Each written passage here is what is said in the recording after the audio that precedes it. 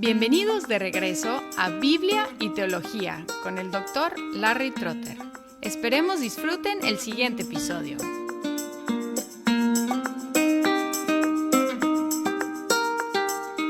Hasta ahora hemos escuchado la primera queja de Habacuc, la primera respuesta de Dios y la segunda queja de Habacuc. La primera queja era contra Dios por no hacer nada acerca de la violencia en Judá.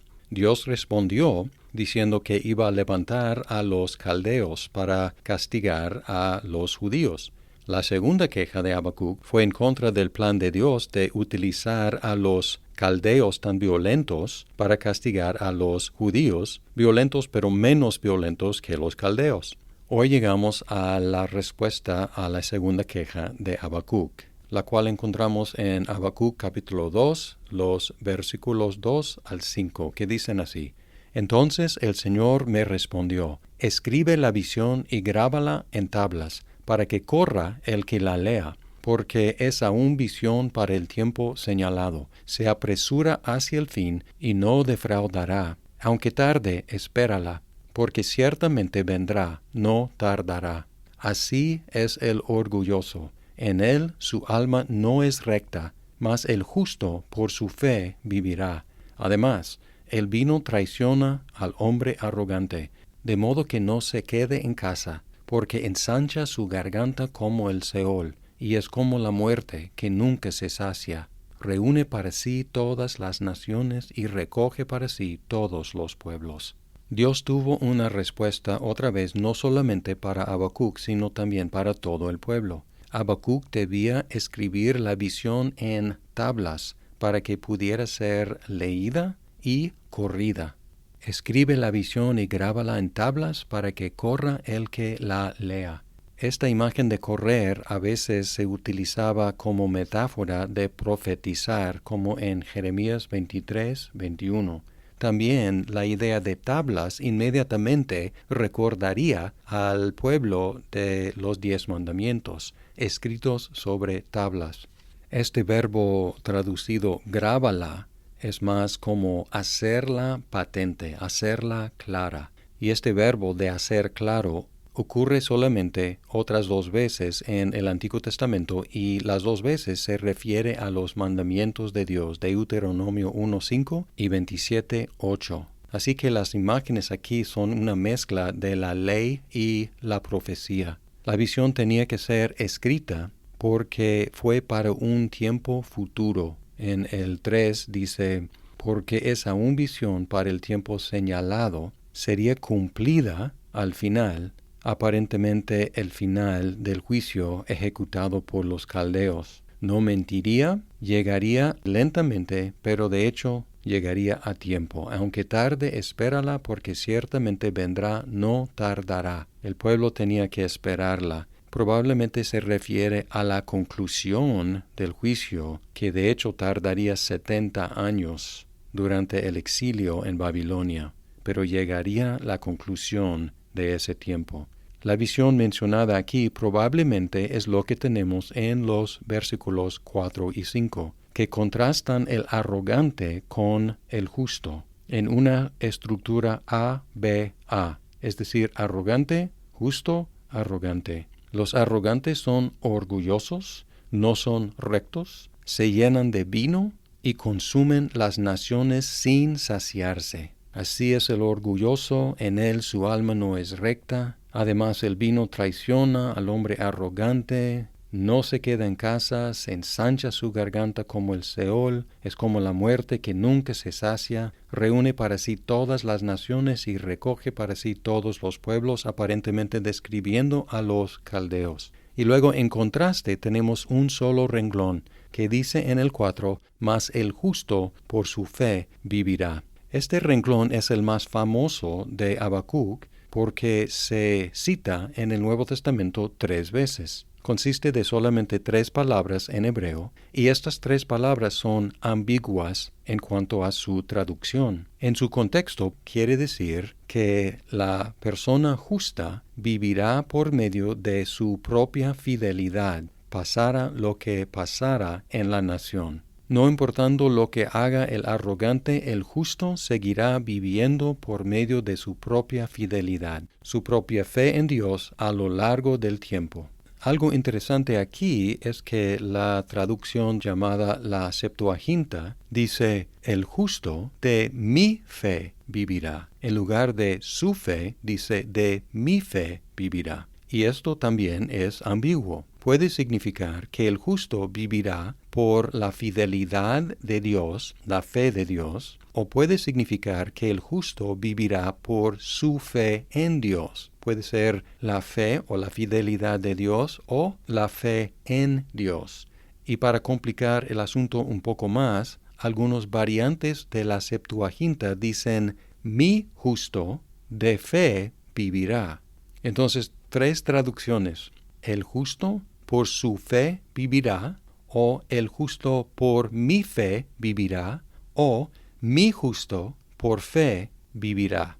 Lo fascinante es que el Nuevo Testamento aprovecha las posibilidades de traducción que encontramos en el hebreo y en la Septuaginta. Por ejemplo, en Hebreos 10, 37 al 39, el autor citó el variante de la Septuaginta para animar a sus lectores que estaban desanimados, animándolos a seguir adelante y seguir creyendo. Una situación similar a la situación de los lectores originales de Habacuc. Empezando a leer en Hebreos 10:36, dice, porque ustedes tienen necesidad de paciencia o perseverancia para que cuando hayan hecho la voluntad de Dios obtengan la promesa. Y aquí la cita, porque dentro de muy poco tiempo el que ha de venir vendrá y no tardará, mas mi justo vivirá por la fe. Y si retrocede, mi alma no se complacerá en él. Pero nosotros no somos de los que retroceden para perdición, sino que los que tienen fe para la preservación del alma. Y aquí cita Habacuc colocando mi antes del justo, mas mi justo vivirá por la fe, en lugar de mas el justo vivirá por su fe. La idea aquí es, si eres uno de los justos de Dios, vivirás por la fe. Seguirás en la fe, pase lo que pase. Las otras 2 citas de Habacuc 2:4 están en cartas de Pablo. Una en Gálatas 3:11 dice así, y que nadie es justificado ante Dios por la ley es evidente, porque, y aquí la cita, el justo vivirá por la fe. Y aquí deja fuera el pronombre mi o su. No dice mi justo, ni dice mi fe, ni su fe, simplemente dice el justo vivirá por la fe. Y también en Romanos 1:17 dice, porque en el Evangelio la justicia de Dios se revela por fe y para fe, como está escrito, mas el justo por la fe vivirá. Otra vez dejando fuera el pronombre mi o su. Pablo aprovechó la ambigüedad con respecto a la conexión de fe y justicia para enfatizar que el justo por fe vivirá. Quizás pensando en Génesis 15:6, que Abraham creyó a Dios y le fue contado por justicia. En Hebreos el énfasis es que el justo vivirá por su fe. En Pablo el énfasis está en el justo por fe, no por obras, el justo por fe vivirá, es decir, vivirá eternamente. 2 énfasis muy interesantes. El justo vivirá por su fe o el justo por fe vivirá. Podemos preguntar cuál es la interpretación correcta. Y la respuesta es que encontramos los 2 énfasis en la Biblia. La única forma de ser justo delante de Dios es la fe. Y la única manera para uno que es justo por fe de vivir es por fe. Es decir, que el justo por fe vivirá por su fe, afirmando los 2 énfasis. Observen que Dios realmente no contestó la segunda queja de Habacuc, sino simplemente lo llamó y nos llamó a la fidelidad, a la fe a través del tiempo y promete la vida a todos los que continúen en la fe. al no contestar la queja de Habacuc, Dios implícitamente reservó el derecho de hacer lo que es mejor, aunque nos parezca a nosotros mal. También reservó implícitamente el derecho de utilizar la maldad para cumplir sus propósitos justos. El máximo ejemplo de Dios utilizar a los inicuos para cumplir sus buenos propósitos es en la muerte de Cristo.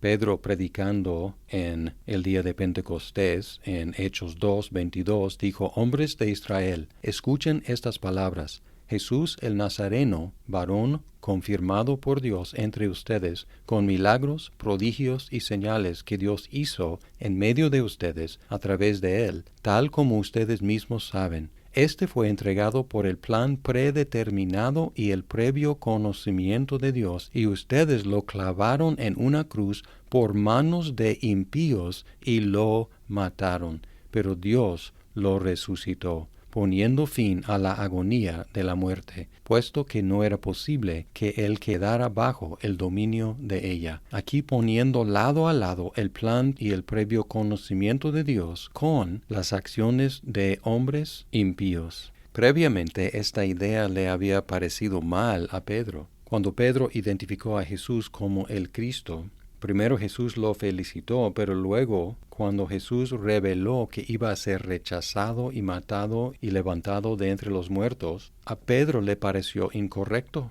y Pedro se atrevió a reprender a Jesús por pensar en eso. Le pareció incorrecto a Pedro que Dios utilizara la muerte de Jesús para lograr sus fines. Según Pablo, pareció mal a los judíos que Dios utilizara la debilidad de la cruz, y a los griegos que Dios utilizara lo necio de la cruz. En 1 Corintios 1:22 al 24, Pablo escribió: «Porque es verdad que los judíos piden señales, y los griegos buscan sabiduría, pero nosotros predicamos a Cristo crucificado, piedra de tropiezo para los judíos y necedad para los gentiles. Sin embargo, para los llamados, tanto judíos como griegos, Cristo es poder de Dios y sabiduría de Dios, porque la necedad de Dios es más sabia que los hombres, y la debilidad de Dios es más fuerte que los hombres».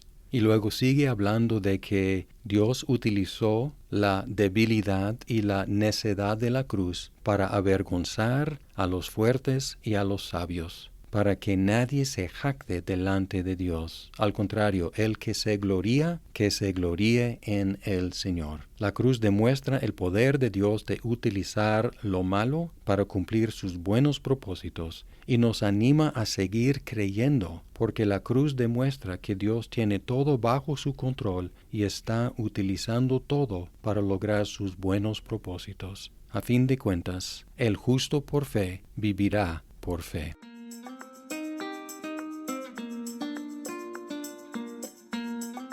Muchas gracias por escuchar este episodio. Si estás disfrutando Biblia y teología, por favor compártelo con tus amigos. ¡Hasta pronto!